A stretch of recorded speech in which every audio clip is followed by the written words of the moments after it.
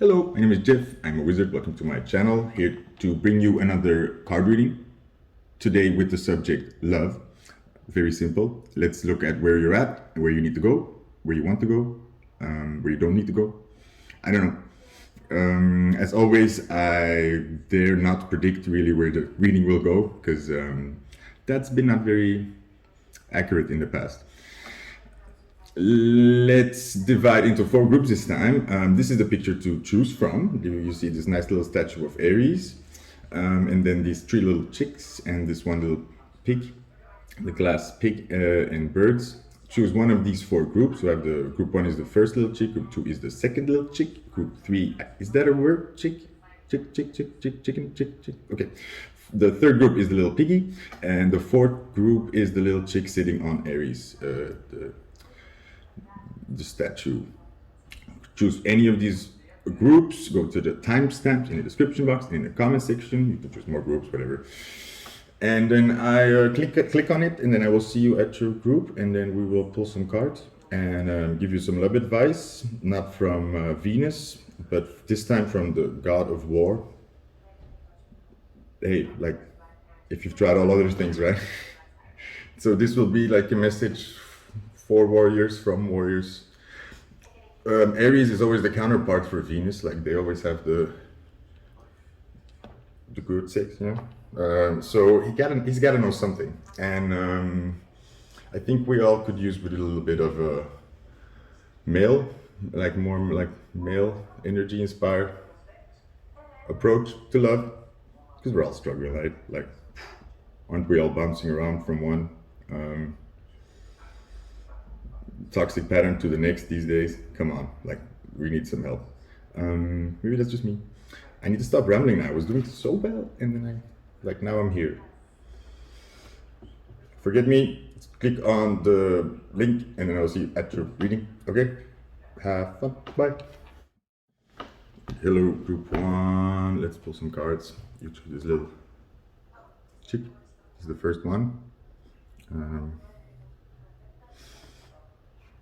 Just got it here to inspire me. I don't know. It feels wrong not having the option here. Okay, I'm going to use the red Sonja cards, by the way. I didn't say that, so whatever. You'll figure out. You'll see. So, let's see. Pull some cards. Fall over. Yeah, what did you? Yeah.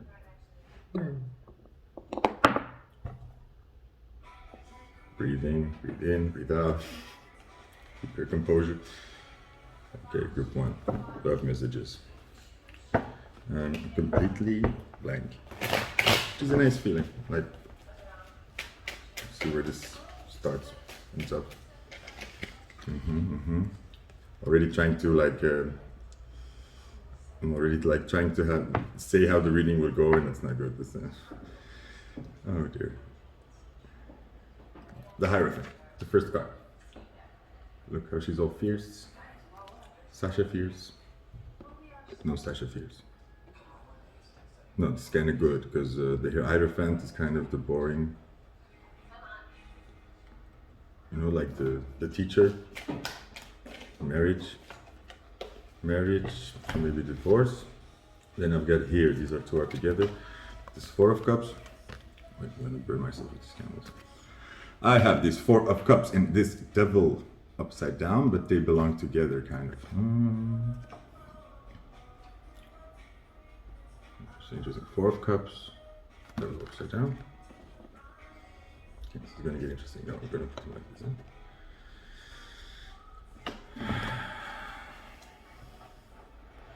So, trying to get you more. The cards. Forget this Devil for a little bit. Just look at this card. I mean, it's the Devil reversed, so let's calm down.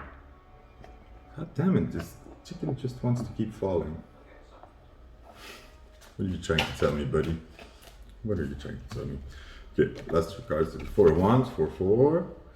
You're seeing 4 a lot. 4. And this card is already here. 10 of Wands. Okay, well, a lot of red. 4 of Wands. 10 of Wands.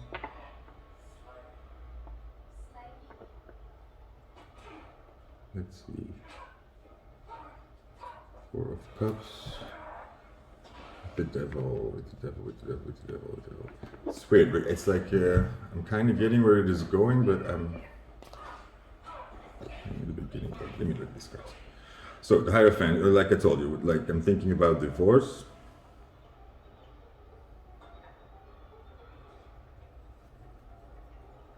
But then I got this also this marriage card here, so it's not divorce.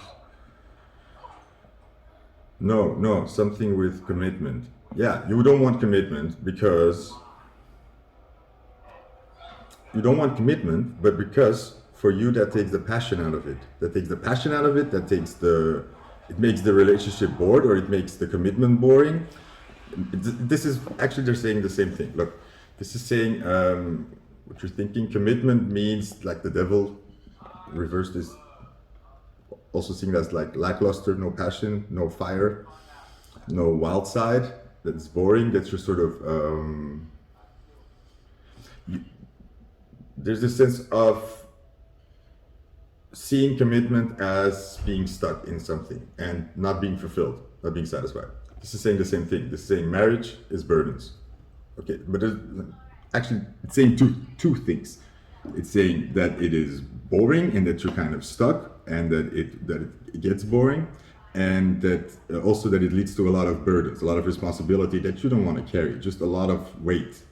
It's maybe emotional, okay?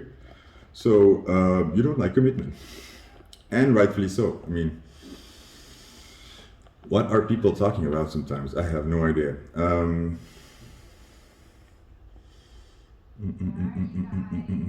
Definitely this traditional sense. It's just not, you don't want it.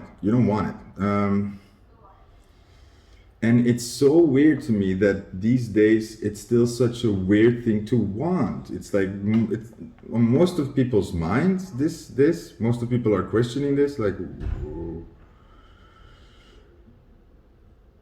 why do I need to commit myself to one person and do this old school, like marriage kind of thing, monogamous relationship kind of thing? Because it's based on nothing, my friends. I will tell you, it's all cultural. It's all, usually it comes from religion. Most of our image of romance and of marriage was shaped by the advertising business. That's just a fact. The whole idea of proposing, buying a ring, doing a fancy wedding, all these traditional things, and all this engagement stuff, that's all commercial stuff. That's all just to get men to buy rings for their wife. It was all invented like 100 years ago, maybe, not even. It's the same with all these conventional things that we think is normal, like when you are together for a long time, of course you start living together, right? That's just what couples do. And then of course you sleep in the same bed, right? Because you love each other so much that's normal. No, it's not. Like for a long time when people got married, they had different bedrooms. That was normal. Like, why would you line each other's stink and smell and in the way or something? It was. It's not always been tradition, like just start questioning all of these things and start looking it up, start like Googling, okay, when did monogamous relationships become important? When did people start sleeping in the same bed? When did we start dating the way we do now? Because it's really just not, there's no rules. There are no rules. But again, back to the beginning, what frustrates me is how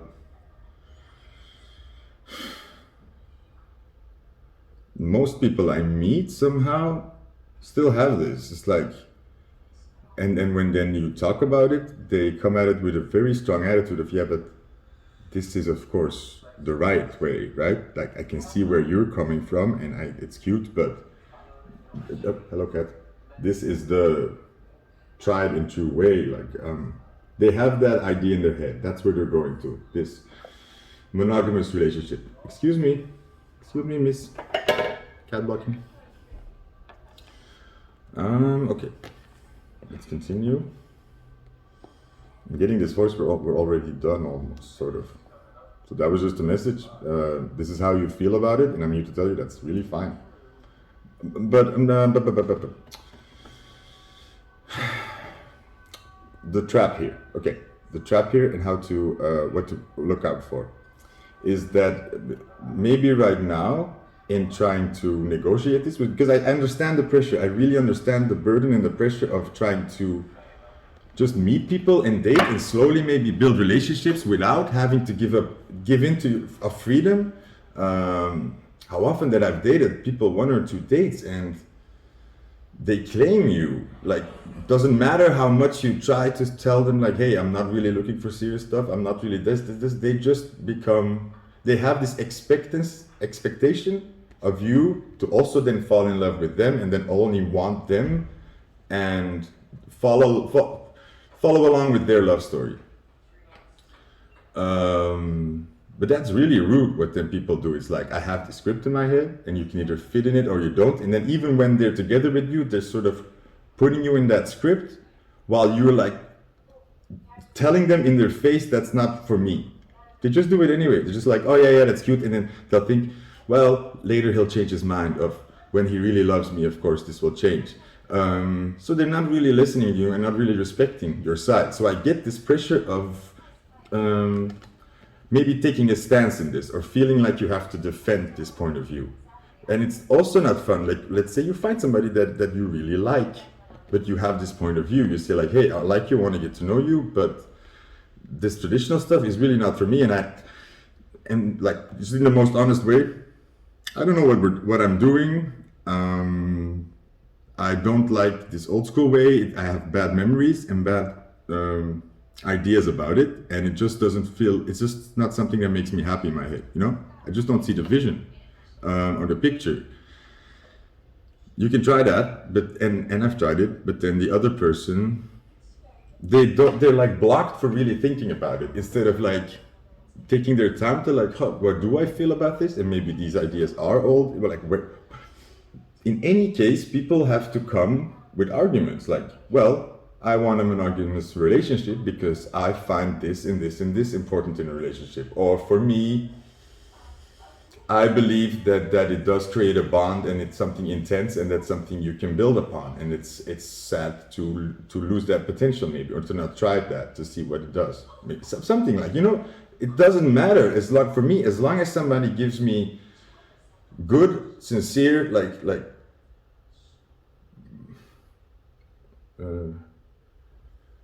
ideas of what why they want this and what it's especially like, it's, I don't need you to tell me you want a monogamous relationship. I need you to tell me why.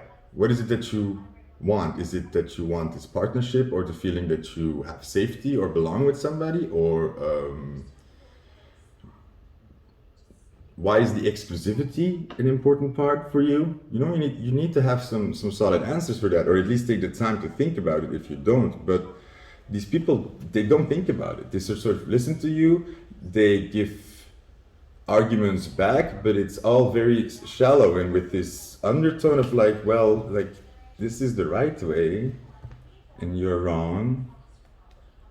And doesn't matter how you approach it, these people put themselves in a position to get hurt then, because you're obviously telling them this is not what I want. They keep going at it, they still keep expecting it, and then you no matter what you do, you end up hurting them by you being you. And then you're somehow the bad guy in these people's story because you don't really love them. They make it such a black and white thing. I don't know. It's very annoying. Anyways, back to my point. You are forced to take this stance. No, you're not forced, but you have that's the dangerous part. Then to counteract this, you take this very black and white stance of like, I don't want that, period. If you want that from me, then bad luck. You kind of become closed for meeting people a little bit halfway. I just see Cher in Moonstruck, like when the guy says, what's the actor's name? Okay, I can't remember. But when he says, I love you, and Cher's like slaps him twice, like, snap out of it. That's kind of what you do to people, maybe. But that's not wrong, and that's not wrong. It's at least a strong stance, and it's clear. You know, no more like letting these people do this emotional manipulation stuff with you, because it's exhausting. And I feel like you've tried so many times, but it's like you give a hand and they take an arm. And every time you're standing there, it's like, hey, I told you I didn't want to give an arm, but then they do it anyway. Too deep in that analogy? Okay. Then back to the point I'm still not making is that it becomes, yeah, oh yeah, I was kind of making it. I was getting there. Oh. Come on, Jeff. Don't be sour on yourself. You need to still be open because, hey, you don't have the answer. Let's be honest here, okay? As much as we can blame these other people for being so obtuse in their ideas of this and maybe just not emotionally mature enough or not really connecting with you, because that's what it's about. Like, people are just, you and the other person are just not connecting in the natural way where both people grow to each other and learn about each other and then naturally kind of see, hey, what kind of place could I take up in this person's life? Okay? You want people to, when you're in a relationship or a commitment, to take up the responsibility of loving you, of caring more for you, of making you a more important part in their life. Okay, that's something that gradually happens, and you have to allow your partner to give you that. Same for you.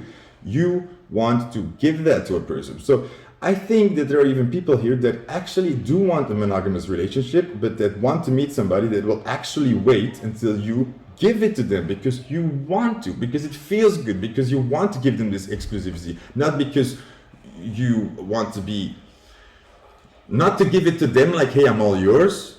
No, because you like the idea for you. And you like this fact that, hey, actually, I like the idea that you're the only one that gets to me or that can come to me. And that's my choice for myself. And I give that to you, right? And that's nice, that's beautiful. When this other person receives that, they will be so freaking happy because you're actually just telling them, I appreciate you so freaking much that I don't care about any other person, right? That's what we want to hear. But because of we're doing this, we're kind of taking that away from people. We're not allowing them to give us that. We're saying, give me that, or like take the high road.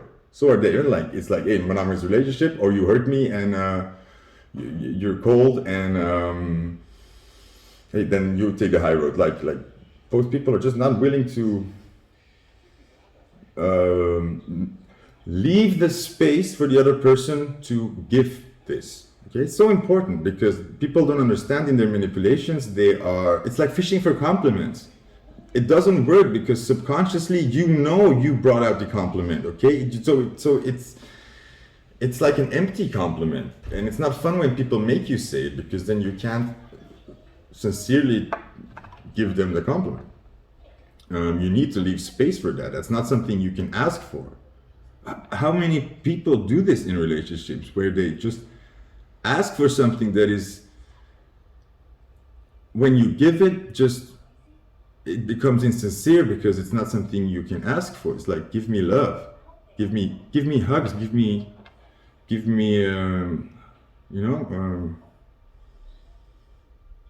make me warm, make me these things like no, maybe not make me warm. I know where I'm getting from. Like I just have it in Dutch. It's like where I see this typical scenario of, usually very early in the relationship, people show this needy side where they're like, please hold me, just hold me closer, and they want more kisses, and it becomes annoying for you. It's like you don't get a chance to give it because every time you stand next to them, they're already asking, hold me, like hold me, and they're already instigating it, like already asking of you, do this for me.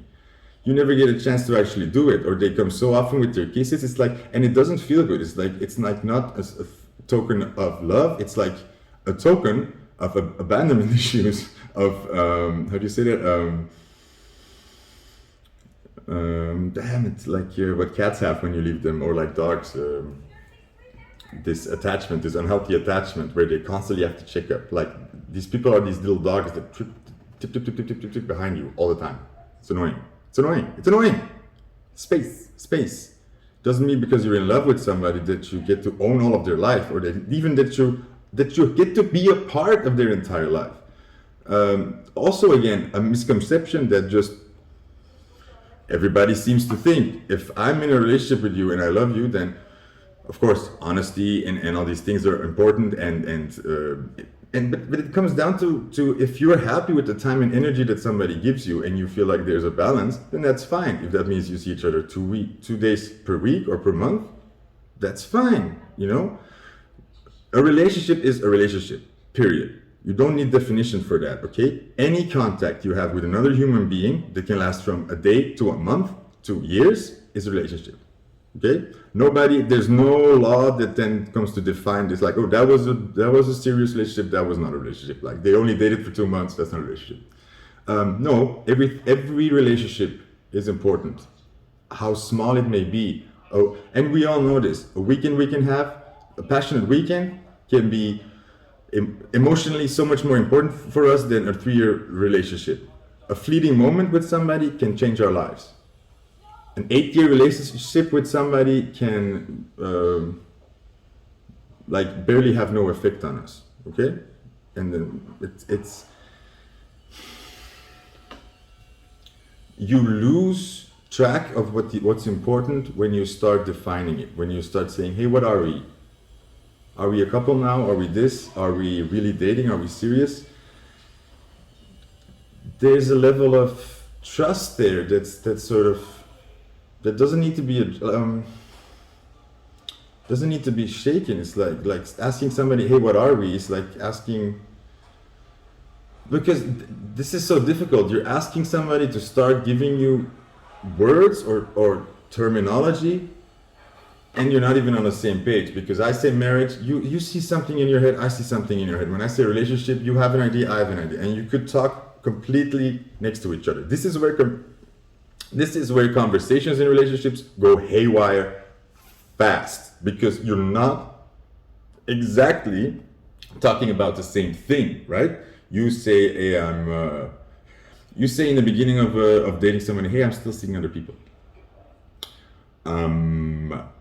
But the other person can think, oh, you're sleeping around with it, really, just like fucking and doing whatever you want. You could just mean like, I'm still talking to some people I was chatting with before, or I'm meeting somebody for drinks once in a while, or I'm just still, like into that thing a bit. And it could just be like a more of a warning. It was like, hey, like, don't be hurt if you like hear of these things, because it's just me. When you start dating somebody and you hit it off, you could still, it could be that at the same time you were talking to other people for a while, or you had several dates with other people. So it's not really weird that you would still give those connections a chance, or that you don't just throw them aside. That's weird.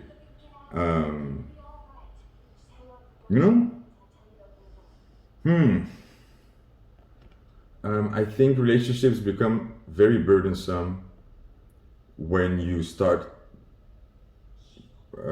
putting this script, this expectation on it. When you say like, we're in a relationship now, and here in this country that means we do this, but you never really talk about that, what that really means, or most couples don't. They never sit down and it's like, where are the boundaries in this? Especially when relationships get deeper. And I think this is where love relationships become important, when you, I think it, and that's why in the past, why people got married is to protect children, to protect property, to protect family lines, right? It was a sort of a protection, so your wife wouldn't run away with somebody else or something, or the land and the wealth would be kept in certain circles. That's what marriage got invented for guys basically to claim stuff, right? So women out there, you are begging to take part of a practice that actually came from men trying to own you and own land, and it still kind of is. And I really have no idea why you think it's a good deal, a marriage, because it seems to be in the Western world a sort of standard deal that a man and a woman make, where they hold themselves to a set of rules that just are there, that just get taken over from the previous generations, and then every generation like punishes or like judges the next generation for how bad they do it, while they were never happy in their marriage or stuff like it's they sort of like, yeah, well, you have to carry these burdens now, and you have to like like being married isn't easy, and you're gonna have to work hard for it, and it's gonna be pain and suffering sometimes, and you're gonna cry a lot, and you're going to want to rip each other's head off, and why is the fuck is that normal? Like, what are you talking about? I don't want that. Go away with your like your marriage stuff. Stupid marriage. How I'm still upset about how long gay people had to fight for this weak ass deal. That's from a tradition that first of all isn't there to really celebrate love. It never was. Okay, in the olden days, you married for the kids and the money, and you had an affair for love. And now we try to turn it around, and we try to marry for love, and then still have affairs because we get bored. And you're right if you think these things, and it's not because that's the right answer. That's absolutely what will happen. No. It's you're right to be very critical. If you look around this day and you say, "I want a relationship," what are you talking about? Like, really? Then like, just ask people this. This is always a good question I find. It's like, can you give me an example of a relationship that for you is the idea of a good relationship? Give me an example out of your surroundings, like your parents. Do you admire them? Do you admire the celebrity couple or this idea? And then ask them why. Why do you admire them so much? And then this could surprise you when somebody says like, I want to be like my parents. I see they have such a good team, and they're such a good team, and they're such a good partnership, and I've seen them carry themselves, like, each other through everything, and I see so much love, and I really feel like in this home so much warmth and support and this power or something that I want to really do myself. Then maybe you can get into it, because that sounds really, really good. And maybe then you'll see, oh, maybe there's a lot that I'm missing here that it's good to give a try. But then I hope you have a partner that also sees like, oh, this other person is coming from a completely different mindset, and we'll have to see how we manage that, because every relationship is unique. If I have a relationship with you and with another person, doesn't matter because we're dating, that's the same set of rules apply. No, every relationship is unique. Every relationship, again, I see with this other person, what dance are we doing? And you don't need to have a name for that. You need to talk about it with each other. Not with your girlfriends, not with your mom, never with your mother. Danger. Just never with your parents. They'll just project their own failures onto you. And it's like recycled advice that it's unuseful, because in the times your parents got married, the world was drastically different, and the world is changing very fast and getting very weird. Not the same rules apply. If we're not going to marry that was the point I was making. Like after a while, a relationship does become a sort of partnership where you are building something together, and in that situation, it becomes very important that you. That the partnership becomes very solid, that you can trust each other, and that you can keep building on that. And it has also to do with honesty. So many couples have affairs and outside relationships, and they know it. Then they talk about it. This is like because they still have a house together, they still have kids together, or they still have a relationship together. They have planned a lot of things, invested a lot of things, and they want to keep that. That's a normal. Logical thing to think. Hey, we've built all these things together. Let's not throw that away, because actually there's a lot good there. Doesn't mean you have to continue the sexual relationship. Oh my God, we're also ego butthurt when somebody also ashamed of my boyfriend or my man would sleep with other women. That means I'm trash, right? That means I'm worth oh my God, it would be such an affront, or who cares? If you and your person are cool, then nobody else in the world has anything to say about it. It's only between you and this person, and that's where the communication has to become clear. Don't defend these things to the rest of the world. You can talk yourself crazy. It's no use. You need to, when you're with that person that you think, I really want this to continue or to see where this goes, then tell them that and start there. And then, you know what? My last advice here is don't push any ideas or expectations on them. Just see what they do. See how they act. See how they treat you. See how much time they put into you.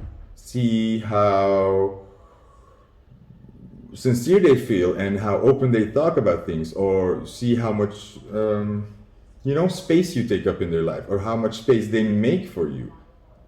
Just see what they do naturally and build on that, and that will give you a lot of answers. If you see like, oh, this guy is only texting me once in a weekend, the rest I don't hear him, or they only seem to be interested in sex and for the rest there's no depth, then there's your answer, okay?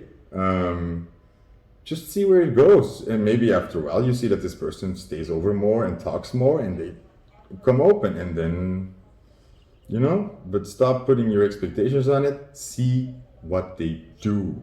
You don't have to know the answer. You don't have to have any ideas. You don't need to be loyal to anybody you're dating right away. You don't owe them any loyalty. That's, again, something you give, not something people demand from you or expect from you, or you were supposed to be.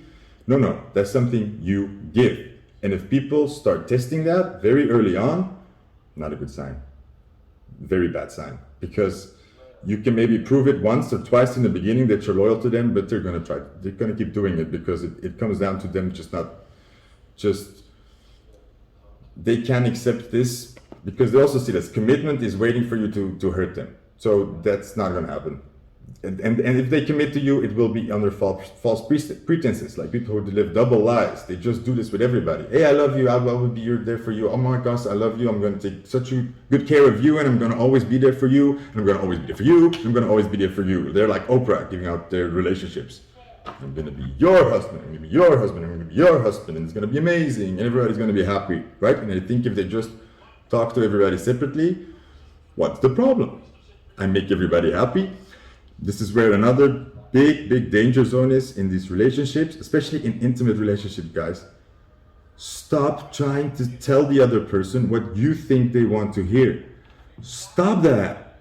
Stop that immediately. That's so bad. Stop trying to do what you think they would like. Stop that. Even during sex, by the way, that's bad sex.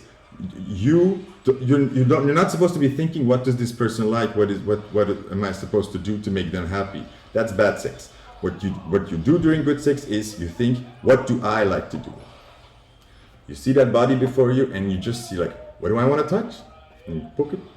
What do I want to kiss? Just look at that body. What do I like about that body? And then go there and enjoy it for you. Because let me tell you, there's nothing hotter than somebody who is actually enjoying your body. You feel that when somebody's actually like, oh wow, this calf is blowing my mind. That's horny. When somebody's actually enjoying your body and you see they're just in their zone. That, first of all, that's hot, and that's a sincere compliment. That's somebody actually giving you love, like this is amazing, and you feel it. It's sincere. And third of all, it drops the pressure for you, because this other person is not doing something and then looking at you for a response or waiting for you to react. They're in their zone, enjoying themselves, and then you can do the same. You can play with that, and then you get a nice back and forth.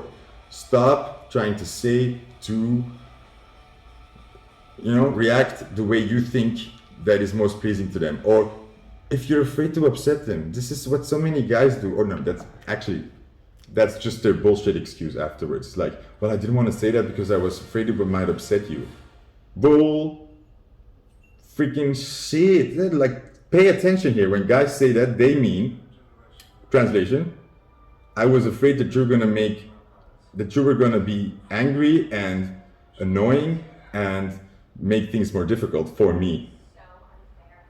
That's what they were actually saying. They were not considering that you might actually be upset. No, they were just trying to protect you from your feelings, right? Yeah, because I know how you react. You always become so emotional and all that bullshit. Bullshit. You were trying to make it more pleasant for you. And also, like, red flag, on with the next, like, take a broom and sweep me brush it good, or we're gonna fall apart. All these red flags. No, I just want to say that. The right relationship will not be boring because it will be unique and it will be new for both of you, and it will be a discovery and something you will have to adjust along the way together, and it will evolve naturally, and you have to find your own little unique dance that works for you, where you both feel good in, and that can be anything. Stop trying to force everybody into the same typical relationships. Tell me, it doesn't work. Okay. In the age of all these dating apps with the fast dating and the swiping, and people are just different. Like we're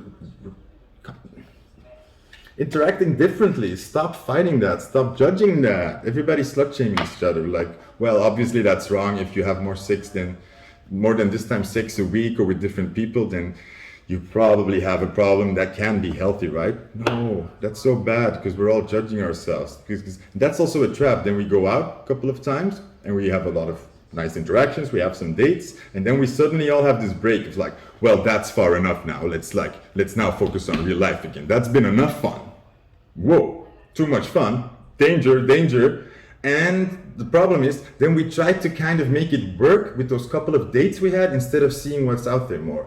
And we're trying to make it work with people where we kind of actually know that it's not that's not gonna work, but because we've already invested in them, because it's more classy to have a couple of dates with people you're already dating than trying new people all the time, because that's just suddenly we don't trust ourselves or something anymore, and we force ourselves to put more time into people that we actually kind of know. It's like, no. If your first instinct was no, then no. Stop trying, stop forcing, stop making it work with people that have shown you obviously it doesn't work, like stop there already. Then you're going to save a lot of this bullshit already, because it's with those people you come into this conversation, and usually those people they give you such a bad time, they make you suffer so much for trying to stand up for what you want. Your fault is that there were already red flags. You already had a weird feeling. They already sent you some text that you were like, whoa, hold up, this feels wrong or nasty. This will be a joy to do with the right person. That's a tip, okay? And before that, just don't make any concessions. This is how I did, this is how I do it. You take it or leave it, okay? You don't want anybody, you want somebody that can handle you and that can be honest and stand up for themselves. And you also want a relationship with somebody that actually makes you feel like you just want to be with them without effort, without having to ask for it, right? So unless it's these things, then I don't know what you're crying about, because that's not anything you need to be putting a lot of time or energy or guilt into. We all guilt trap each other. Guilt and shame is a problem here, people. You meet these people that make this difficult for you in the outside world because you still have this unresolved. I will tell you, from the moment you stop doubting yourself or judging or shaming yourself for these ideas, you won't have this conflict anymore in the outside world. Right now you're meeting these people because they represent that little part inside of you that actually thinks that you're wrong, that find it difficult to take the stance of I don't want these conventional things, because that goes in against the grain and tradition and our parents, and for inside of us that is still very dangerous to say to people. That's like, I'm going to not be with a group, I'm going to separate myself, I'm going to make it less difficult for myself to make connections, which is internally always like, that's bad, let's not do that. So you're challenging yourself in that to get more clarity, and until the point where you come is like, that's it, I'm so done with negotiating this, or negotiating what I want, or my values, they're important, even when they don't agree with the rest of societies. My ideas and values are important, and I would damn well like a partner that takes the time to listen to them and understand them, and if it doesn't agree with that, then still respects me to see that my point is valid. Whoa, group one. See, I said in the beginning, in my mind, let's make this a short reading. 40 minutes later, bamboozled. That was a good reading though. Yeah, think I got a lot of people feeling heard here maybe. Please react in the comments what your relationship experiences have been, and especially if anybody out there is having a less conventional relationship, I would love to hear like what your experiences are, because I think there's a lack of us sharing stories of trying things because they fail. It's like, oh well, I'm trying non-monogamous relationships, but I don't have success, so I don't feel confident in like sharing my experiences because it's like it's not working. But other people that are dating, their monogamous relationships aren't working, so same logic there. They don't have any. They shouldn't be that much more brave with saying like, well, monogamous relationships work, because I have proof in my own, like, where? Show me the receipts, Becky, okay? Linda? Becky. Group one, that was it. I hope this helped, and I hope you made it till the end. That's very brave of you. It was very easy talking this much. I'm very thirsty now, so I will go and like, share, subscribe. See you another time. Love you. Bye. Yo, group two. Hey, how are you? You chose the second chick. It looks the same as the first one. No, this one looks a bit more calm. The first one was falling all the time. It was upset. It was angry. It was a long ass reading. 5 and 4 groups. 1, 2, 3, 4. Group 2. Let's see what this is about. Queen of Pentacles. Look at you on your throne. You're hot. You're hot. You're hot. Okay. This one. Hermit. Put the camera down. Hermit. My favorite cards in this deck. Pentacles and the Hermit. That's like staying like on yourself, cleaning. Take care of yourself, like the house, the cleaning, the maintenance, your kingdom. It's like,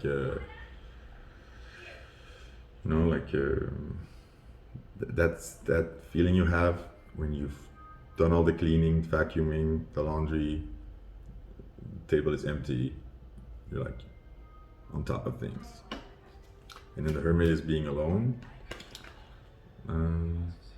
Both cards imply like sort of a bit of withdrawal and take care of yourself. 10 of Swords is the end. Look, but again, she's standing all alone against all these people. Alone. Home alone. And then I have the 9 of Swords.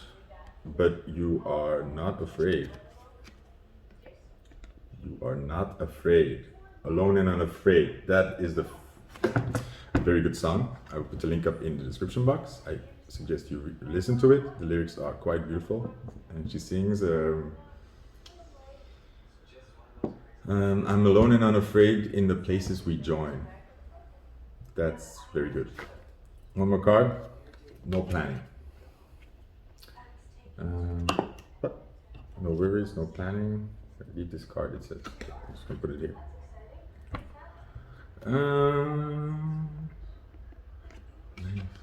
What else did I see? Yeah, you're not afraid. You're alone and not afraid. No, that was the message. And okay, these 3 cards are saying the same thing, but different levels of this. That's really beautiful, actually, because this is first saying you're taking care of yourself, and then this is a saying you're also kind of withdrawing, because I think you come from a situation where you had to withdraw, where you were really up against. Working together with people was more was not giving you results and holding you back or something. So there was first of all, your house needs you, your children need you, I'm getting some people have children here. Your mother role, father role. You taking care of stuff, right? Maybe you have pets. That calls to you. That's what I mean. That's a big part of your responsibility you already have, and you're taking that up. You're like not waiting for people to come save you. This is you having to find the strength within, having to do it alone. And this is like, shows me how much opposition you had, and that also you've kind of, I feel in a healthy way, maybe a bit extreme, where you've kind of had at one point said, I've had enough with this. I'm not going to wait anymore. I'm not going to waste my time, my emotions, my energy into people when it keeps giving me heartache, problems, and it's not helping me forward with my own projects, my own ideas. It's just holding me back, right? And there's this power, I don't know, like you've let go of the fear of that. It's like, because it's one of those weird moments where you kind of look back, like she's standing here.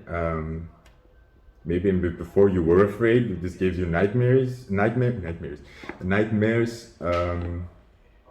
But at one point you realize, what am I so afraid of?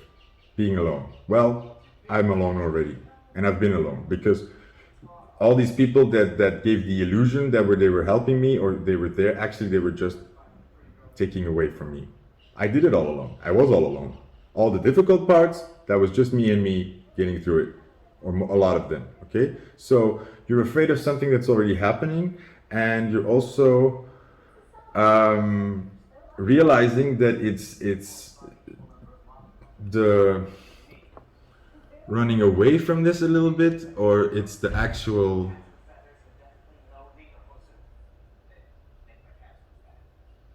giving every time other people a chance. It's sort of giving you more nightmares than you see that pattern. Is that like how every time somebody kind of takes you out of this good energy where you're doing it for yourself. Now, what is difficult, and this takes time, is when you, because this insight takes so long, because these fears are really deep of being alone, of not connecting, and that comes more from a deep, usually from a deep longing or a pain to heal a certain something. It becomes from somewhere in childhood. You get this idea of, I don't have something or certain aspects, you know? So you're trying to kind of fill that void by looking at it outwards, because and this is the annoying thing, because we kind of see that it can come from inside ourselves. We see ourselves doing it, but there's this part of us that doesn't want to, that really wants somebody else to come do it for us, because we, and that's not because we're unreasonable or because we can't get over it. No, that's because that part of us is a small child that is still waiting for their parent to come pick them up and teach them. You haven't been taught certain things, and that's bloody difficult to I don't know, bloody English people here, to start doing yourself, because first of all, how can you give yourself something that you've never had? It's very weird. It's and this is what a lot of people get really confused about healthy development, or how we are supposed to learn to be, do it all ourselves. And let me tell you, a lot of these things you can't do yourself until somebody has done it for you. So sorry, a lot of these things that we have to learn from relationships. We have to have a moment where somebody else shows us, gives it to us, so we then can feel that, then we can know that, and then we can also give that, because we've gotten it. When you try to give certain love or certain aspects that you've never had before, you have resentment. You hate almost the person you're giving it to, because you think like, what about me? Am I never going to get this then? Am I always going to have to just let that desire go? And we fight ourselves because we think like, oh no, I should be a grown-up. I shouldn't want that, or that's not healthy, right? That seems toxic. That seems like dependent, codependent, whatever term you want to use. But that desire is so important. It's never going to go away. And I think what I find I found a lot of ease with dealing with this when I just accepted that. Say,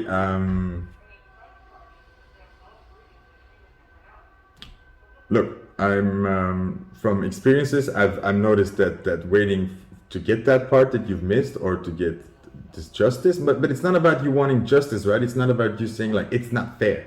No, I think that's what we all get wrong. It comes from a place of when I give it to myself, I feel the worst kind of emptiness you can ever imagine. I just fall into a major pit of depression. I feel like I'm doing the worst thing ever to myself. I feel like I lost. I feel like I've lost the race. I feel like I'm being left behind. It tears you apart on a deep, deep level. That's how bad it feels like to take care of yourself when you never had it. To feed yourself healthy food, to go to bed on time. When you give yourself that without ever having this support or this nurture and care from somebody else, it hurts. It feels like you are, because there's this kind of weird negotiation that you still carry along, that we still keep doing as an adult, because maybe we grew up with parents that wouldn't really look at us only when things became really bad, or that gave us maybe nurturing care, but just in a very bad way. So we crave to get that missing part from them, because as a child you do feel that it's something that you're supposed to have that doesn't come, and it's part of, because it's like you're missing part of the programs to make you run. You're missing part of that. And let me tell you, if you haven't learned to, like, it's like you need to learn to crawl to then walk, but if some people skip that part, they just went to walking. I don't know, like weird babies. But the cool thing is, later in life, they can't crawl.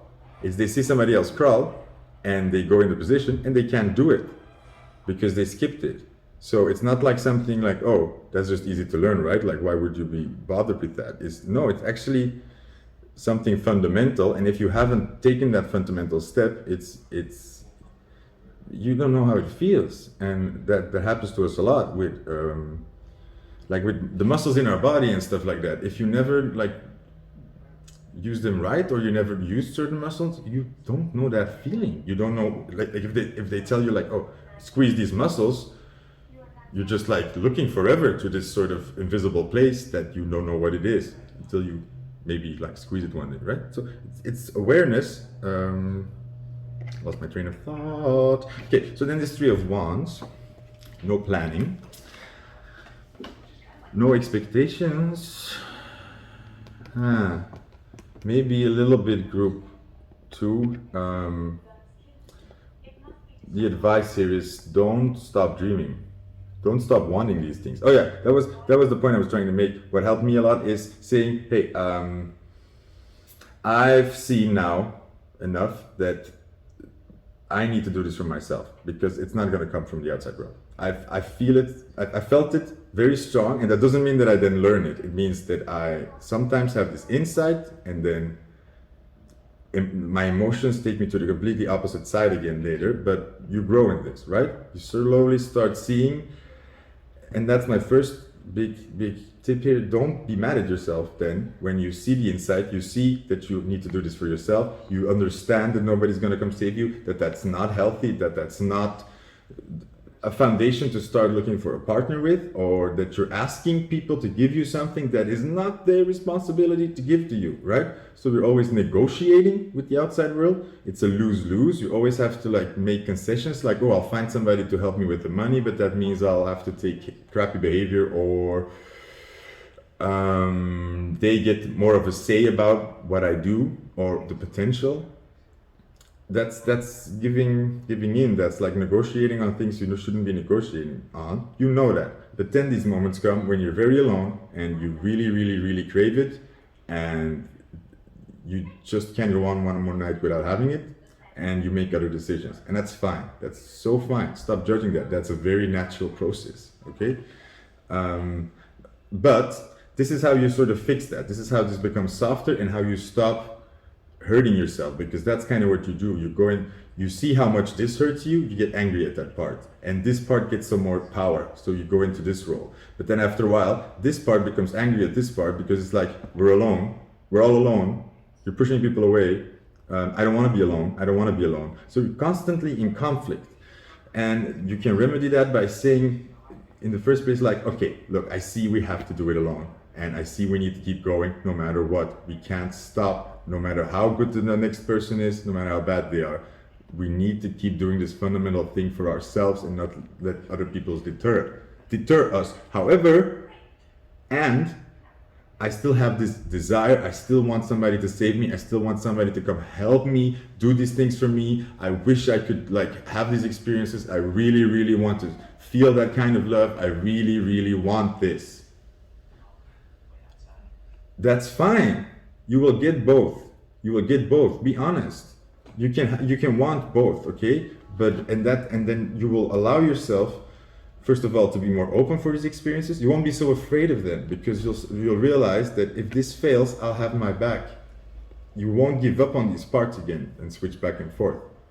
Then you'll be more safer in when you try these relationships, and when maybe you see potential and you say like, ooh, that's very close to what I want. That feels amazing.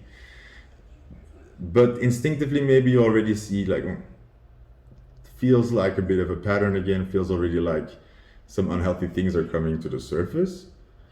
You know that, but then you can still allow yourself to try it, to give something to yourself, to maybe give that passion and that sex and maybe that very raw but then toxic emotion for a little bit, without losing yourself into that, because there is a little bit of a part of, you do need it. You need to give it to yourself. You need to, can't give up on love, but you also can't go on being this naive child when you fall in love, right? Because that's not giving you much. You know this. This is just making this worse and worse and worse. Because you're in conflict. Because at one part you want to be completely independent and you can't handle any other person like messing this up for you again, or any other person having this power over you. You would rather die, and at the same time, the thing you crave deepest in the world is somebody to hold you, somebody you can trust to carry you, to have your back, where you can just fall and they will take care of you as if they would take care of themselves. They would love you.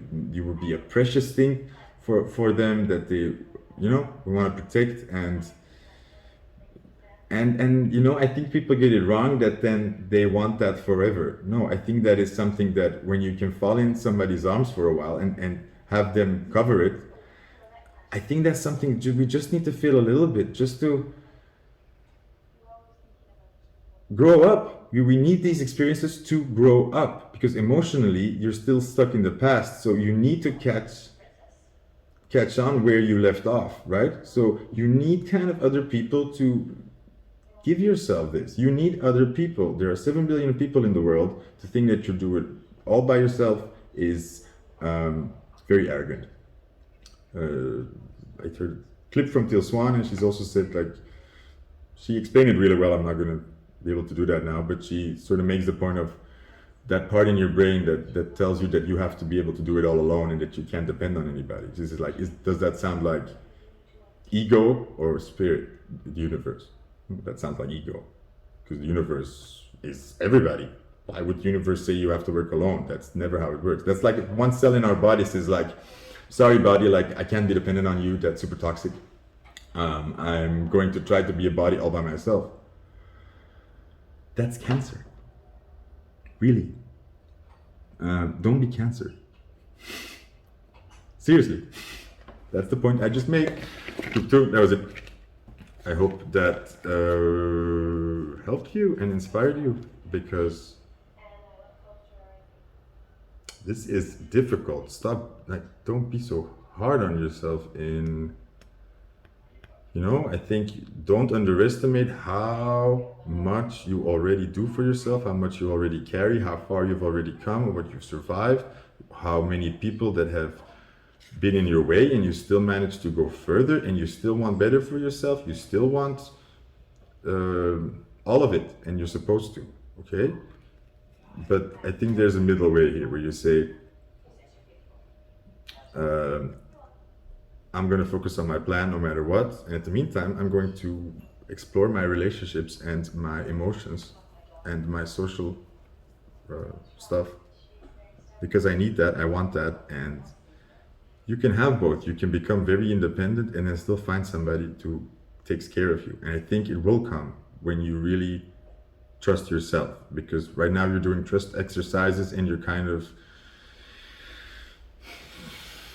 it gets intense sometimes, you know, because it does feel like betrayal sometimes when then you come into these relationships, you give yourself away so fast, and then we really get angry at ourselves for doing that. And that's not right, because that child takes over and that child just wants it. And how can we say no when that child is finally so happy, and when we're so happy, and when we feel so close to this amazing feeling of oneness, so closer than that, like away from that empty feeling, maybe, you know. Jesus Christ, give it to yourself, but realize that you're growing up. This is not the way you're going to forever feel. So this person that you're dealing with is helping you grow up, and keep repeating that to yourselves. No matter how important somebody becomes in your life, do not give away that independency if it's important for you. If you have the right partner, then he'll understand that this is something that you want for yourself so badly and is so important for you. Then he'll get out of your way. These things are separate, okay?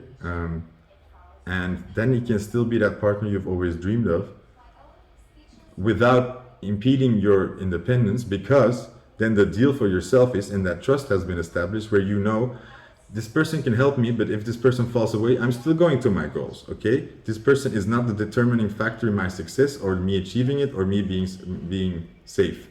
They will never be. If I see that my partner has promised to keep me safe and is not doing that, then I'm going to do these steps, because I'm not going to put those, you know, like expect that from another person, or put all my safety in another person's hands. That's just dumb. Don't do that. Don't allow partners to put you into that situation when they're saying like, I'll pay off all the things, you don't have to worry about the money, or you don't have to worry about these things, I'll make sure that it's all right and I'll take care of your blah blah blah. No, say no, that is something that I need to check off every time, because I need to know that it's done. I need to have an organization. That's my, don't treat me like a child,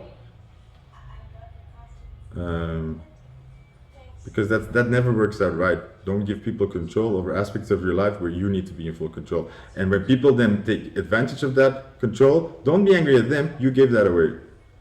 You kind of said like, here's my health, here's my money, la la la la la la la. This person would never hurt me. No. And see, that's something that becomes very unhealthy, because actually what you're doing there is you're kind of challenging them. You're almost being blind on purpose to see if somebody could sustain you this way, but you know that they can't. And also when you come into that situation, you give your safety away or something, or you know, like you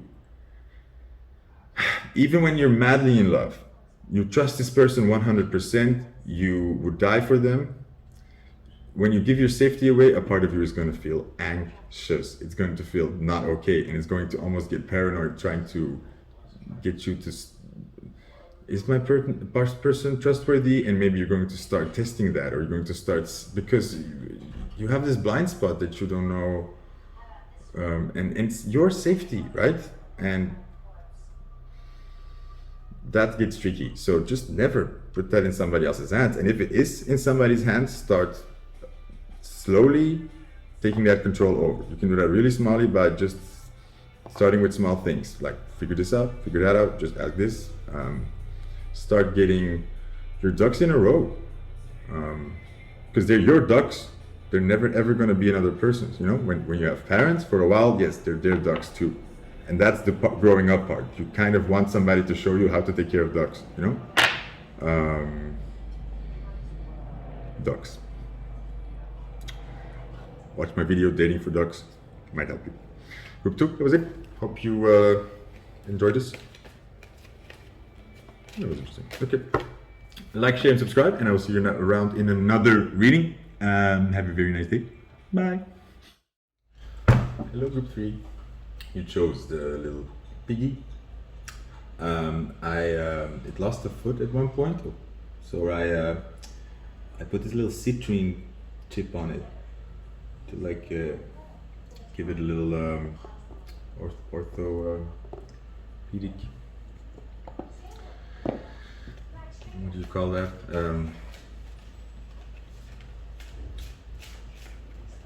Yeah, orthopedic leg.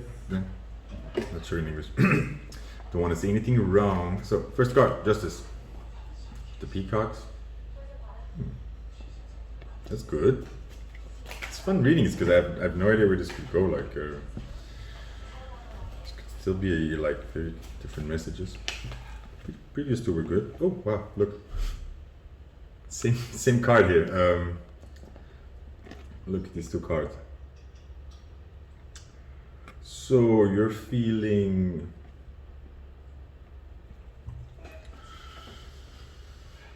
confident? Yeah, these peacocks.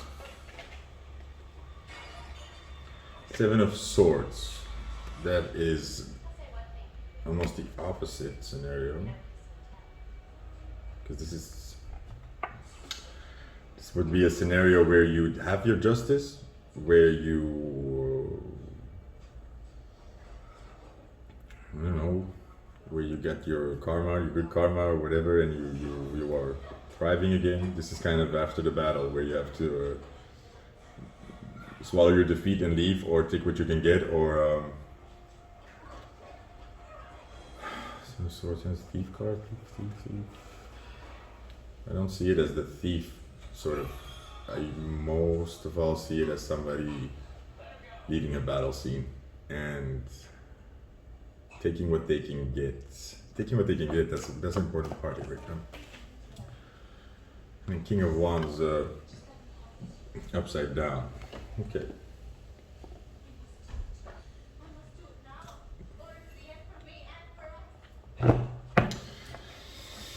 Group 3. Aries is telling you to chop. Stop chasing. Stop chasing, stop running after people, stop negotiating, stop going for less than what you want. Stop. Stop that. This is kind of very feminine energy. They're just sitting there. They're proud, they know their worth, they know how amazing they are, they know they got it going on, they know that they got their shit sorted out no matter who. Like they're not waiting for anybody to come do anything for them. They know but they know what they want, and they attract that. And I feel like for here, these people in this group here, this is not going so well. I think you feel like this. You feel like the bomb. And then you know what you want, and then in making pursuit of that, and I don't know, you know what I mean, but it's like you meet a guy, he likes you, and you feel it's like this was one takes too many, and they kind of back off. So you lose the connection, or you kind of sabotage there, or you feel like you sabotage. It's a bit of both, but it's really a weird here. It's like God or the universe is making a point almost to you. It's like the moment you get out of this chair, this opportunity goes away. It's like flies away. It's like a little scared birdie. Because you are too in your masculine energy. You're like this warrior. Okay, yeah, that's what I'm seeing. You're like this warrior that cannot constrain himself. You know, when you have all these archers and the guy says hold. You're that person that like, boom, like that one arrow that goes too soon. Or you run out into the battlefield chasing after your okay, like our lover is not our enemy here. Man, love is a battlefield, you know. Don't chase. This is almost a ridiculous exercise in this for some reason. I'm trying to figure out why you get this, like why you get this weird situation where it's like God is testing you, or because it is still weird that the world reacts this sensitive to it, you know, like because often I feel like usually we start in a sort of good King of Wands feeling, like that's what I want, I'm going to go after it because I know I can get it or something, or I get what I want. That's rude to say with people, you know, like when you're manifesting, it's like I always get what I want, things will always work out my way, what I want wants me. So if you feel it for somebody, you see like, wow, that person, that's amazing. Why would you not step up to them and say hi? Why would you not go for them? You know, that's a weird something to get behind. I think it has to do with the idea of that yeah, maybe the other person has to feel like they choose. They have to feel like this King of Wands. I think somehow in your, I think what you're you are overestimating how confident other people are, and you're underestimating how strong you are at this. Not everybody sits on this chair like you do here, with this confident about themselves, this well taking care of themselves, knowing what they want, being in control this way. That's a powerful position to start from, and I think you are kind of assuming and expecting that the opposite side just has the same confidence and feels this bomb and is this together and has all their shit in order and is like flaunting themselves. You're kind of assuming that, and because maybe you're not seeing that, maybe, and this can be anything, this like maybe people's situation at home is not in order, maybe they're struggling with health issues, maybe they're just not feeling good in their skin, or they're just not confident, you know, with their appearance. Even though you think they're super hot, they really just don't feel good in this, and they feel very insecure, right? You don't know.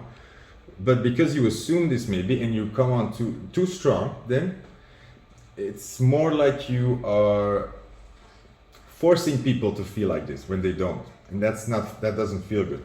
You're forcing people to step up to a plate they're not ready to step up to. And again, you're taking away their choice. That's just not good. And when people are not feeling good in this energy, in this feminine energy of receiving, of being the queen and the lady and the princess and the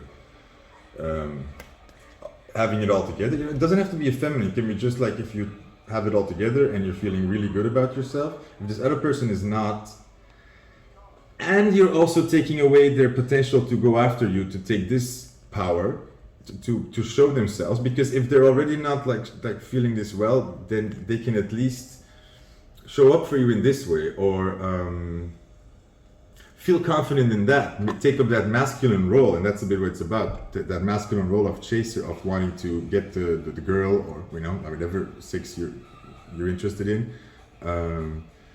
And you have to think about that for yourself a bit. It's like, do I...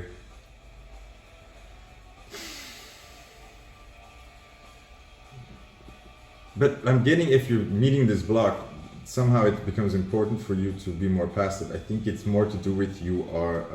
yeah, I think it has a lot to do with that. What was the Seven of Swords again in the beginning? It was... it matched this King of Wands, like, yeah, you end up okay, when you go into things with this confidence, it's almost like you end up with the scraps. It's very disappointing, it's very disheartening, because you feel so good about yourself. That feels good, that feels sincere, and you know, it's not like you're lying to yourself, and that feeling you had for that other person was so honest and true, and no doubts. It's difficult then to sort of, you know, just not go for it. But I think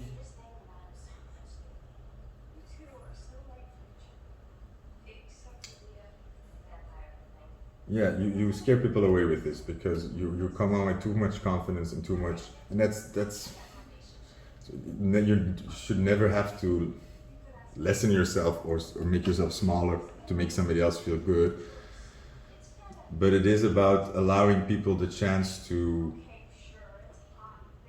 get their confidence together and really go for you. And I'm sorry to say, but this is often, and you should relate to this because there were times when you weren't all together, when you didn't feel very good in your skin or yourself, that you had other problems going on. You know what that does to your confidence, and you know how difficult it feels when somebody tries to push a commitment onto you or other responsibilities when you're still trying to like fundamentally get these things in order.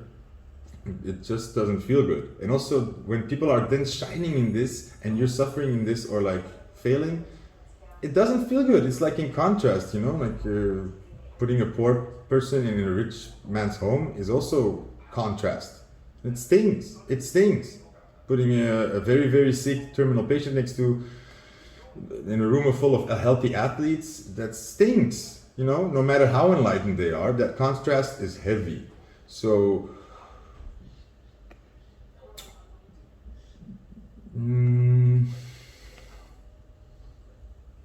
yeah, and this is also with what you have. This is control issue. This is a control issue. This is like not trusting that you see that person. You're like, wow, that's it. You kind of don't trust that it then will come to you. You kind of feel this need of, yeah, but well, I have to say something. Like I have to do something. Why wouldn't I do something? Like I have the chance. I have the chance, and you're putting a lot of. You're taking the control then too much. You should just, you see another person across from the dance floor, you go wild. It's best then to actually say like, let's breathe, look the other way a little bit, and let it go. And I've experienced it 9 times out of 10. You meet the person again, they've seen you too. Give them a chance to like make up their mind, think of how to approach you, think of. Or make up their mind about you, because maybe when you made up their mind about them and they haven't about you, because if you're not super confident, you're very confused about what you want and you will miss it oftentimes because you're not open to see it or you don't think you're worthy.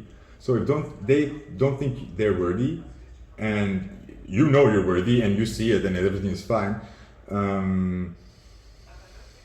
they're going to defensively say faster no because they feel how much you want it and they feel not so sure about it. So that feels like, oh, better not put more energy into this because it's already a bit of a mismatch and I'm already like, I don't want to lead this person on. So there needs to be a healthier energy and a little bit of a holding back. This is such a good exercise and I keep trying to repeat it. Oftentimes when I'm in this mode of like fixing it and trying to get ahead of things, like my neck will be out and then just like take the stance of like, you know, when somebody fronts at you when they come too close, you do like, what? What is this? You know, you do like a bit of a disdain look. It's like, do that. You'll feel your neck go back, your back straighten, and you come into a bit of a more passive episode. And it's like, you know, you pull the vacuum then from the world. It's when you interacting with things you want and you just pull back a little bit, the world comes to you. You know, it really works.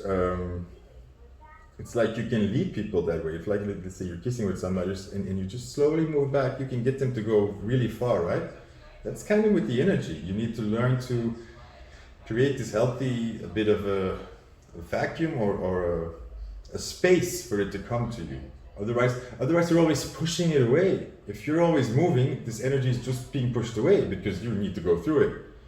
If you want it to come to you, you need to work with cats. They're like notorious for this. Look at a cat and the cat looks at you and she's like, come kitty, come kitty, come, who's the good kitty, who's the best kitty? They'll look at you like, they really don't like you, like, whatever. And then the moment you look away and you're like talking to your friend, they're behind you. They're cuddling to your leg. It's just, they feel that, and it's not because they're like, they don't think, I don't want to come because you want me to now. That's not what they're doing.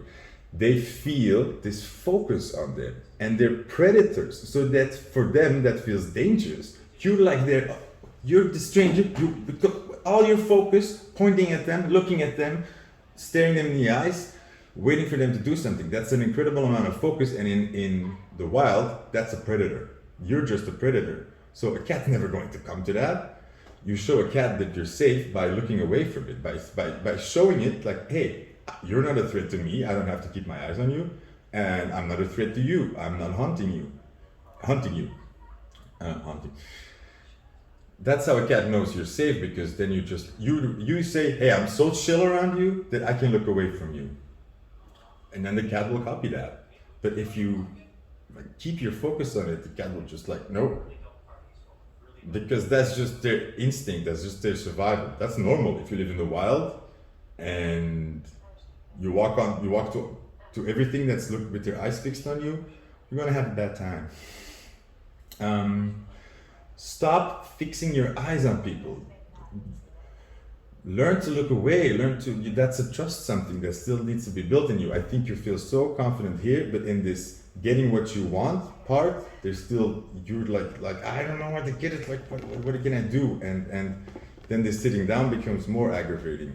But like, listen, this is what you're gonna have to learn to do. Like, sit down and look away from the things you want. Desire them, think about them, want them, then look away a little bit.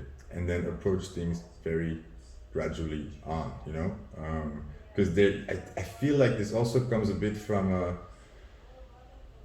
you want it too bad, or you want it to, it's like, or you've been waiting so long, or something. There's an urgency. There's a little bit of a feeling of, that's not, and you know it, that doesn't feel right. It's like that too excited feeling. It feels wrong, you know? And in this situation, it's really good to acknowledge it. And that usually helps when I have this, like, I'm too overexcited now. I feel that I'm kind of almost sabotaging it, or like, I feel I want it too bad. And that's, first of all, making me not think clear, not making me see who's in front of me, what they're going through maybe, so I can't relate that well. And also it makes me kind of blind for red flags. It's like, I want it so bad, then you kind of tend to ignore signs that actually you already know things are not going to work out that well. And you kind of are setting yourself up to fail because you're pushing something that right now is it's not matching with you really well. So you're kind of blind to seeing that actually what I thought I saw is not there. And that's difficult for us because it's still a wrong thing we do. The moment we see a person, oftentimes we will project certain images we already have onto that. And surprising, and we all know this, when you fall out of love with somebody or after the sex or whatever, it's almost like they change in front of you. Or the second date is like, you were like, were they this way last time? And they seem to be taller, or they seem to be hotter last time, or like, seems to change.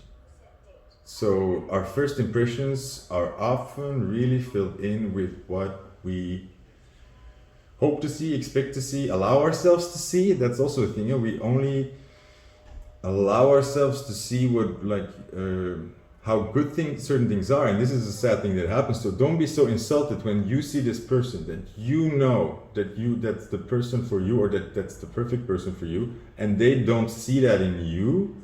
Don't take that very personally, because that a big part of that could still be, or can be, that because of their own insecurities or their own past stuff, or because they just don't believe that it's possible, they don't see it. They can't see you. You need somebody that can see you. If they can't see what you're offering or who you are, then not your problem. You can fix that, and trying to convince them of that only will make it worse. It's like you're focusing more and more and more, and it's like those people like on dating apps, and people just say, honestly, I'm sorry, you're not my type. And you have this natural reaction to say, like, I'm not your type, then what is your type? Like, how can I not be your type? Come on, like, what pictures do you want to see? Maybe you have the wrong impression. Maybe I can tell you something differently. No, when somebody tells you, you're not my type, that means at that time, they're just not feeling it, they're not seeing it, and forcing that does not make it better. Then it's best to leave that person alone, and maybe later on they'll see you again and have a different reaction. maybe they'll be feeling a lot better about themselves, and maybe they'll see then also that you're actually a lot better than they initially thought. That's just human behavior, you know? When you are feeling terrible in yourself, you tend to not want to see how amazing everybody else is doing. So don't be, you're still too fast in your action, okay? You're confident, you're feeling good, you see what you want, stop. Then you would really, what works well is go to a diary, write down in pencil, because that's better for manifesting, write down the different scenarios that you want, that you're thinking of, that would just make you feel amazing. Write down that first encounter, the dream encounter you want to have, write down that person you thought you saw, and go wild with that fantasy. All the while knowing or understanding really well that these are just random, it's like you're just collecting fragments or little pieces of text with things you like. They don't have to match, they don't have to make sense, they don't even have to be about that person you just saw. You can even change that person, you know? It's about the inspiration. You see something, it inspires you, it makes you feel good, do something positive with that, and that is writing down in pencil. All the inspiration that just gave you all these ideas, all these wild desires that just came through you, write these scenarios down. And that's the way to use that overexcitement into very good manifesting. Because you can let it go then, because you know it will come true if you wrote it down, you know? You're already a step closer to it, and then you can kind of let it go, because it will come to you sooner or later. Maybe not in this person, maybe not right away, but this works, because and I'm starting to see it happen now. You see this person, you think, wow, that's the perfect person for me, holy freaking hell. But at the same time, I feel that it's overexcitement, and maybe and this is difficult to then hear from yourself. Maybe your instinct is already telling you, it's not gonna work. Sorry, nope. Like, I know you're excited, but no. You know, maybe it's a fake profile. Maybe you already feel this guy is just not, like, you want to see something, so you see it, but your instinct already says, you're like, no, look again, put on your glasses. You're forcing it to be something that we can already see is not there. Because, you know, let's say you want a certain type of person, something like blonde hair, blue eyes, and you don't see a beautiful person like that for a long time, and you finally meet somebody kind of like that, you tend to just want to make, it's like that, this is the person. Instead of also being open for like, well, yeah, she comes close to this ideal image that I kind of have in my head, but like still not really what really makes me wild or something, or what. It's not about like trying to match people to that ideal scenario in your head. That's never what it's about. So don't be so hard on yourself when you're like having fantasies and they're not really according with the reality in front of you. It's not about having to have fantasies that can only be possible or can only be possible with the person you're dating now, or it's not about you don't have to be afraid of changing these people in your head. If you think like, oh, this person is like 90% amazing and I'm just gonna imagine the rest 10%, that's okay. As long as you're knowing that that's your imagination, this is reality. But it's important for you to still want these things, to still try to manifest these things, and to still keep sending your thoughts to positive things and keep allowing those positive images and keep playing with that. But do that inside yourself. Stop forcing the world to match that, because that's gonna hurt for them. They feel when you're doing that, they feel you're not really seeing them. You're kind of seeing what you want to see. People feel that and it feels bad. And I think it would give you a lot of relief from not having to act on this when you start doing these exercises.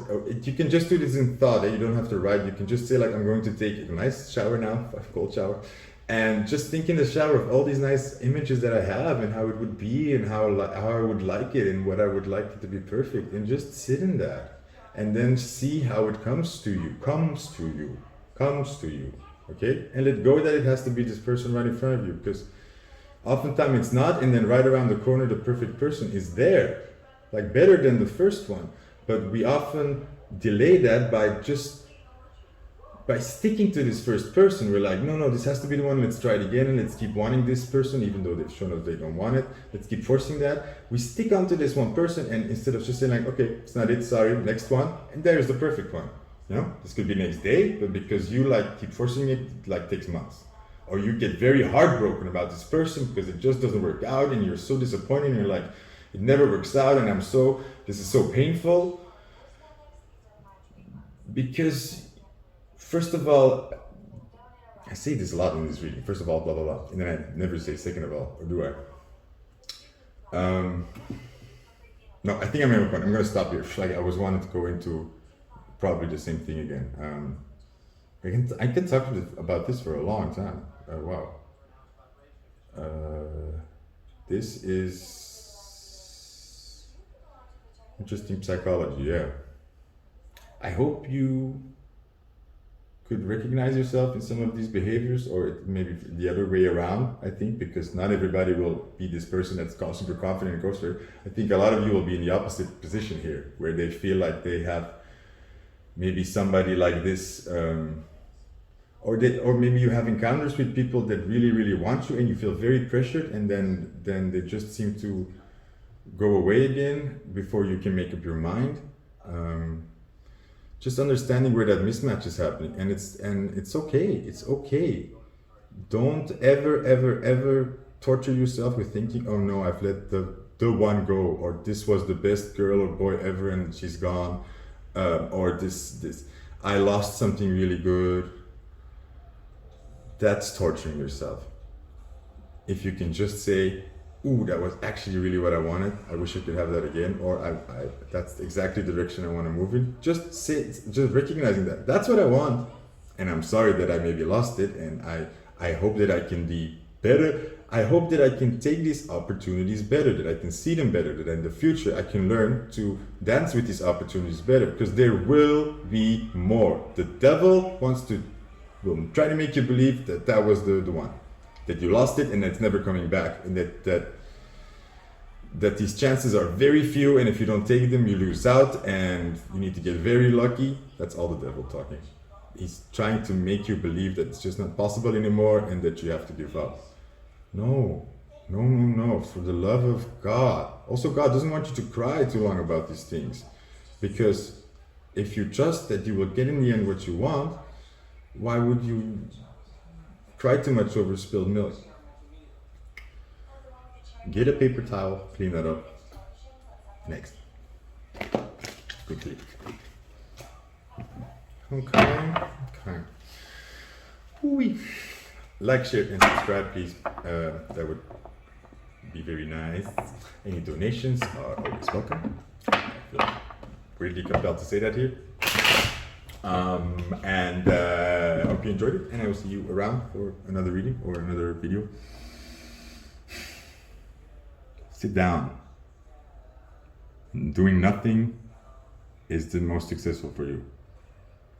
And I think maybe there's also a part of like having to see how you're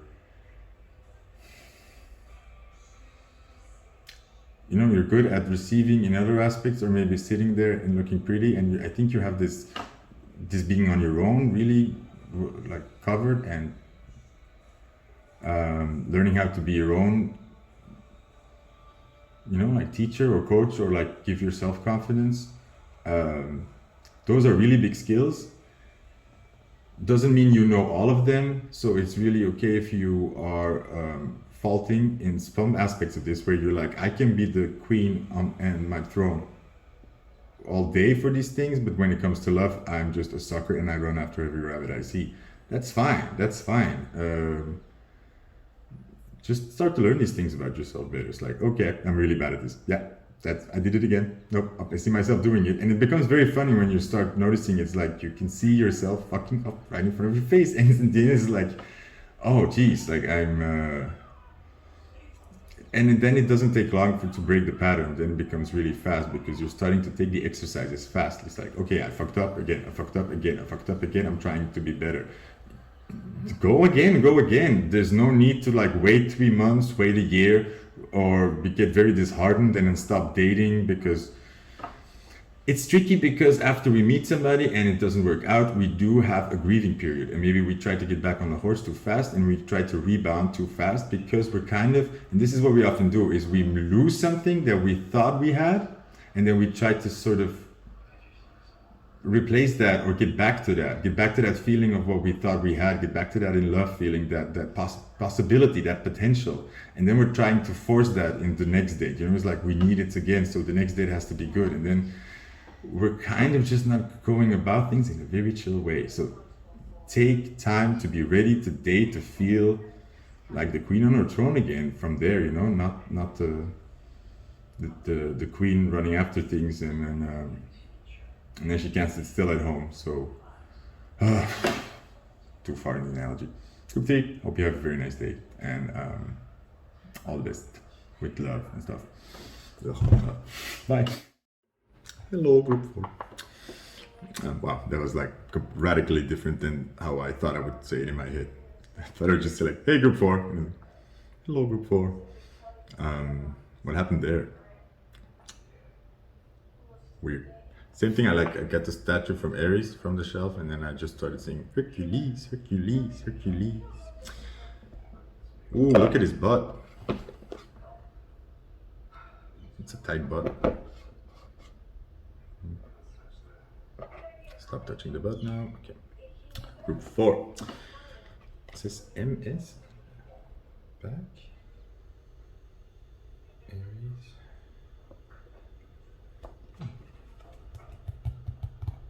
Okay, no, got nothing. Blank. See what this takes us. Previous groups have all been pretty. I mean, like I was blank until I saw the cards, and I was like, oh yeah, that's what we're talking about. And then the last group 3 was like, oh, is that all there is to the message? That's not a lot. And then 40 minutes later, I'm still talking. So. What do I know?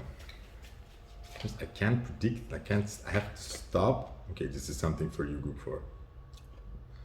I have to stop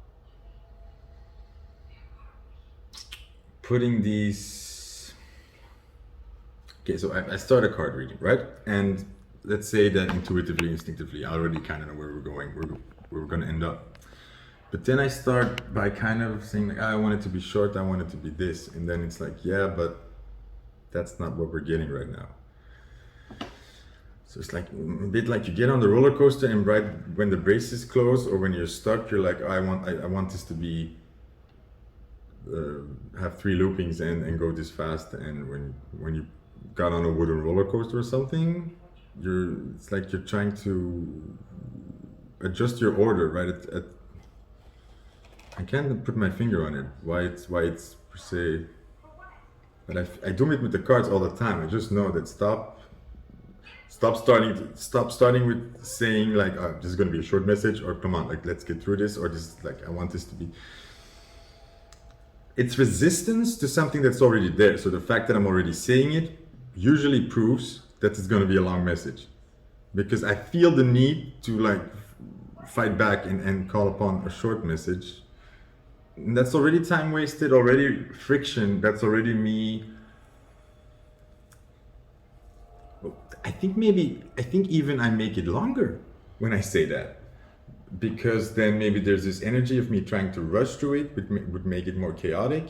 And then there's still this urge of certain things coming out, and then I have to get to it. So you know what I mean? And I think that's something you're doing. You are kind of getting in the way of the natural course of things, or getting in the way of being in the moment by, you know what I mean? Something like that. It's pretty difficult to explain. Oh, I'm just tired because I just spoke 3 times 40 minutes. The Empress reversed. So let's show you the cards because it's very detailed. Love the tiger, it's my roomie. Okay, Empress reversed, kind of closing shop. Taking care of your kingdom or your house. 8 of Cups, being in your emotions. What is happening? like saying fast action to me. It's like, looks like the Eight of Wands with Eight of Cups, with the shield, the giant shield over her. She's shielding herself, see? And like deflecting. Full counter. Okay, and the Lovers reversed.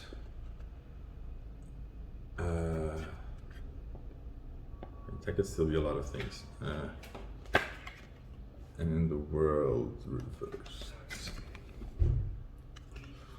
Okay, before. I think you need Aries most of all here. You are fighting. Yeah. I mean, you are. Let me look at this last part. Yeah.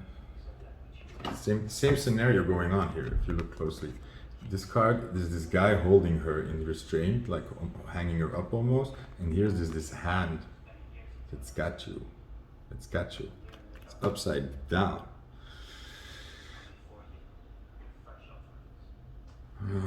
So that's good. So that means you're out of it, but you're recovering, and you're still heavy in your emotions from this. Somebody controlling I'm seeing in this, but it's a bit odd because don't get the cards that usually imply controlling or manipulation or being oppressive.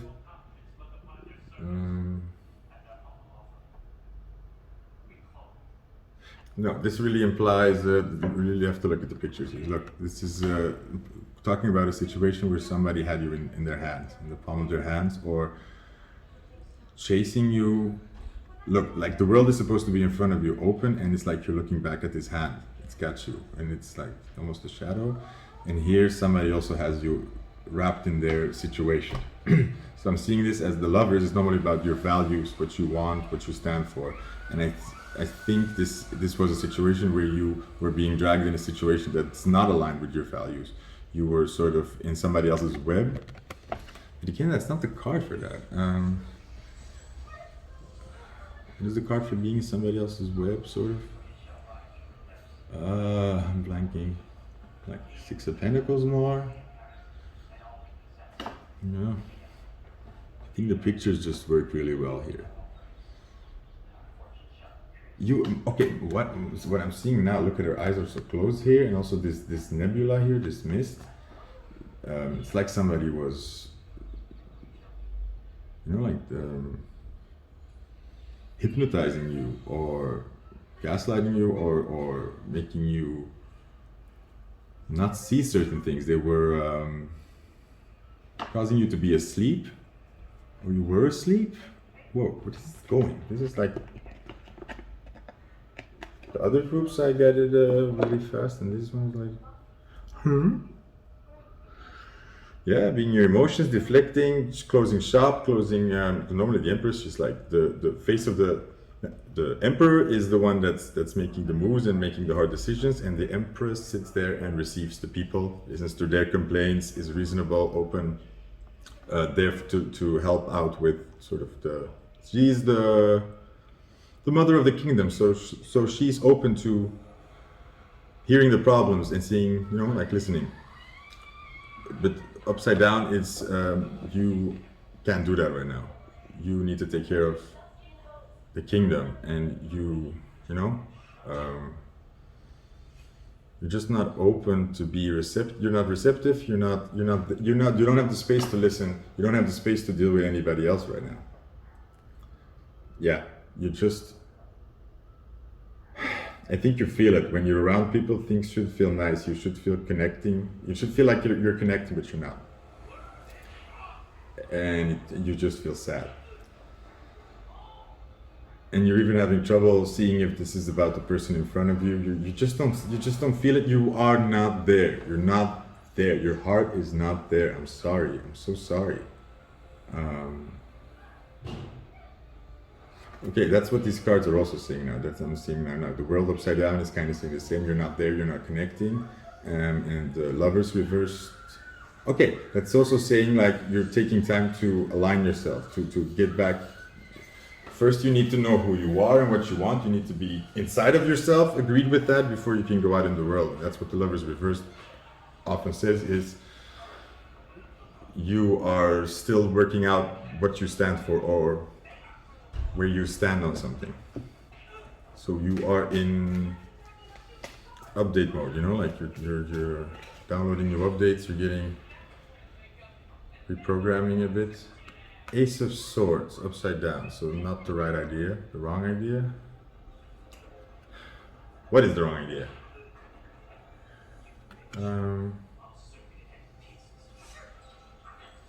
She's looking back over her shoulder, drawing her blade.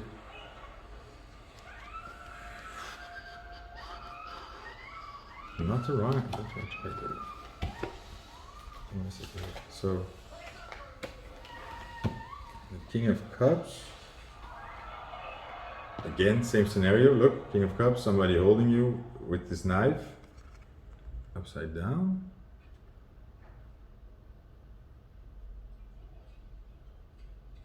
Okay, group 4, I'm getting. Look, you are.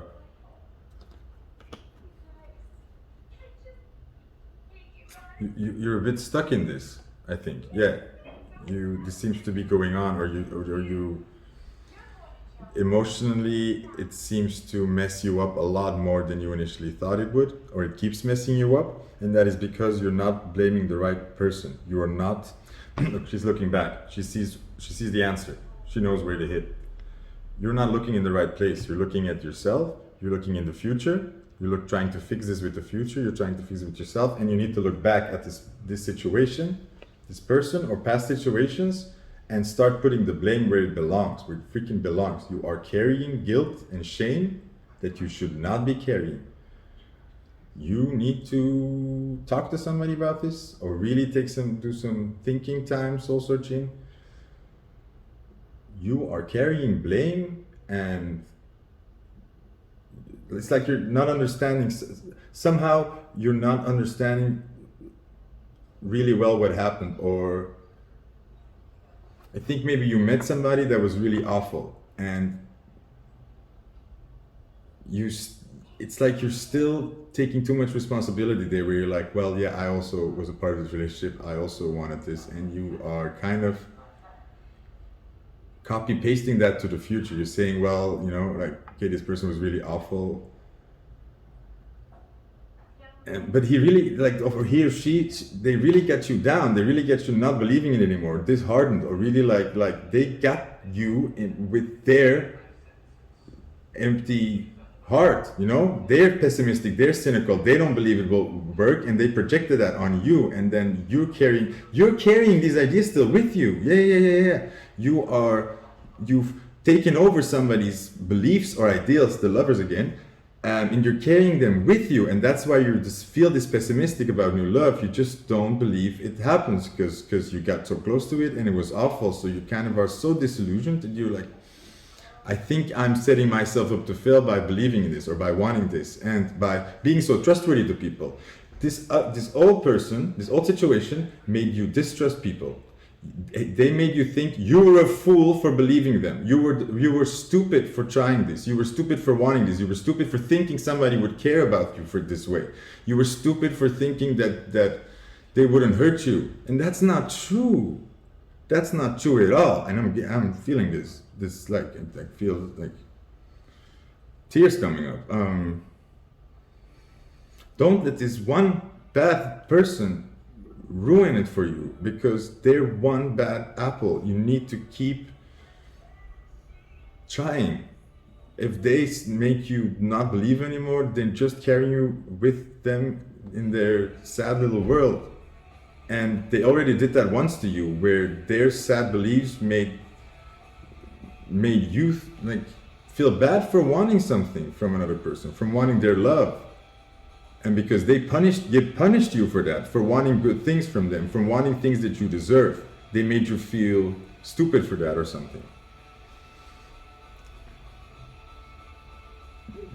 They fucked you up, and it's they're bad. They're fucked up. Okay, they are wrong.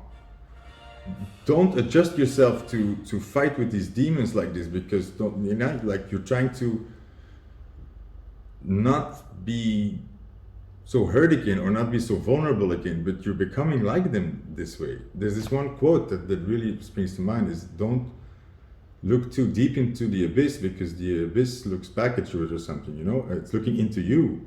And if you're looking at the darkness too much, or you're afraid to fall in darkness, you're letting the darkness pummel you around, bully you around, because you're just, where the darkness moves, you move away. So you have no control.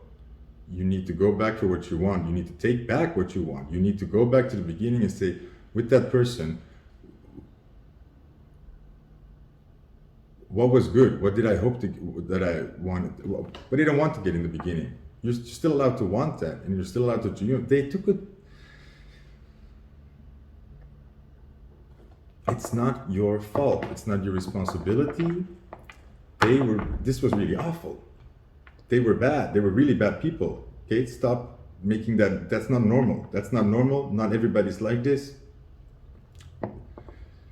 Don't let them ruin it for you. Just don't.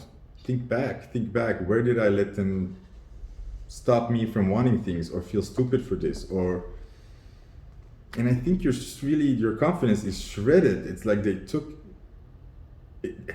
It's so weird, because I feel like it wasn't even this long of an encounter with you, but they just completely took it away. It's like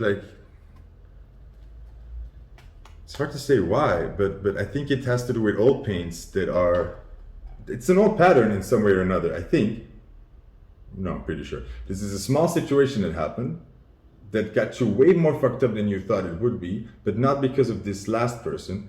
This something before that, and I think you kind of felt that already with going in, but you're just like having a lot of trouble moving out of the emotional waters. And I think it's more and getting worse and worse, because it's trying to get your attention to something, to make you see where you were put out of balance. You know, it's like when you're not steady on your feet, somebody can just tip you over. It's like that. It's like trying to pull your attention. It's like, look, this last situation happened, so you could see this one thing here that's a big risk for you to fuck up future relationship, or that's a big Achilles heel. This was here to teach you about your Achilles heel, okay? So the one place where you're vulnerable, that's where this person got you. And this is for you to become aware of that. It's okay to be vulnerable, but if we're not aware of this is what people can do to us, what's happening to you right now. So think back, think like try to be logical about this. Like, what was I wanting? And what do I still want? And what was wrong here in this situation? And I think you're putting the good with the bad. You're saying like, oh, this was so toxic. I guess that passion and that good thing I felt, that's part of that toxicity. I have to stop wanting this. I have to stop wanting this sort of person. No, you have to separate. I have to stop wanting this person that hurts me, or that lies, or that doesn't really care for me, and they act as if I still want the person that I thought I saw, and all that jazz. That's okay. They made you think that you were stupid for wanting that. They kind of punished you even for wanting that, because that's how people are. They see you want that ideal person. They know they're not the ideal person. And most of us become insecure and kind of sad. And then some of these assholes punish you. They're going to make you they feel bad. They put it on you, because you're holding them up against standards they can't meet. You made them feel bad, and they will return the favor. Not always conscious. Like it's bully people in the way that they were hurt. People always hurt each other in the way that they're being hurt, you know, and it doesn't mean that they're aware of it. You need to be aware of it, and you need to. This can be over like this if you take the time to see what you threw in the wind here, and where the pain is. You know, you're mixing disappointment with defending yourself, and with being smart and open at the same time. You're forcing yourself to and you're missing a point. You're missing somewhere a point, right? You have the wrong idea about something. And this is like, think about this, because this will blow the sky wide open. Sunshine will be there again. It's going to be that fast. But right now you're carrying on with the belief that what you really want, you can't have, and that you have to let go of it. and that sucks. That makes everybody depressed. It's making you depressed. Snap out of it. But most of all, take the time to really learn this, because this is pointing you at your Achilles heel. This is very important for you to notice in the future. You need to know what your weakness is so that you can deal with it in a healthy way and not be surprised by it, or not have people take advantage of it, because that's how these predators are. They see that you're maybe isolated or just come out of something bad, or they see that you're maybe financially not well off. They will take advantage of that, and they're so fucking clever. It's scary. It's like hyenas or prey. It's like scary trucks with blood. There are people like this, okay? Not the majority. You were just vulnerable for someone like this, and that's not your fault. But learning where you're vulnerable and why you're lining up with these people will make all the difference in the future, okay? And trust me, what you really want, you can have. And the moment you realize that, you're gonna feel so much better, and your dates are gonna get better again. Group 4, do you hear me? Okay, I hope you do. That was it. Like, share, and subscribe. Donations, really good. And I will see you in another video, I hope. Have a nice day. Bye.